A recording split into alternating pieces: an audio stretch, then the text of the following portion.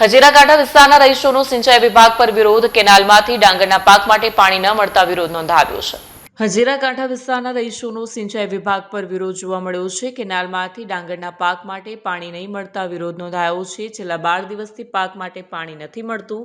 જો પાણી નહીં આપવામાં આવે તો આવનાર દિવસોમાં તાલુકા પંચાયત અને જિલ્લા પંચાયતની ચૂંટણીનો વિરોધની ચીમકી ઉચ્ચારાઈ છે.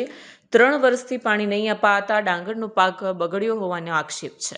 જયેશ પટેલ, પિયત મંત્રી ઉપપ્રમુખ શ્રી હજીરા ગ્રુપ ગ્રામ પિયત સહકારી મંત્રી. આજે અમે અમારા વિસ્તારમાં 44 માઇનોર, હજીરા માઇનોર અને તેમાં સમાવેશ 8R, 9R અને 10R સબ માઇનોર વિસ્તારના લાભીટ ખેડૂતો છે. અમારા વિસ્તારને છેલ્લા 12 દિવસથી સતત પાણી મળ્યું નથી અને જેથી કરીને અમારા વિસ્તારના જે ખેડૂતોનું ડાંગરનો પાક લગભગ સુકાઈ રહ્યો છે. એટલે અમને તાત્કાલિક અસરથી પાણી મળે જેવી અમારી માંગ છે. છેલ્લા 3 સિઝનથી અમારા વિસ્તારના ખેડૂતોનું ડાંગર આમ જોવા જઈએ તો ઉલ્પા 84નું છેલ્લી 2 સિઝનમાં પણ ડાંગર ફેલ ગયેલ, પણ અમારા સતત આ ત્રીજો ડાંગરનો પાક ફેલ થવાનું લગભગ આરે છે. જેથી કરીને અમને તાત્કાલિક અસરથી પાણી મળે જેથી અમે પાક બચી શકે. અને જો અમારા વિસ્તારને આ પાણી તાત્કાલિક અસરથી નહીં મળશે તો આવનારી તાલુકા અને જિલ્લા પંચાયતની ચૂંટણીનો અમે ખેડૂતો બહિષ્કાર કરવાના છે, જેની ગંભીર આ બાબત હશે.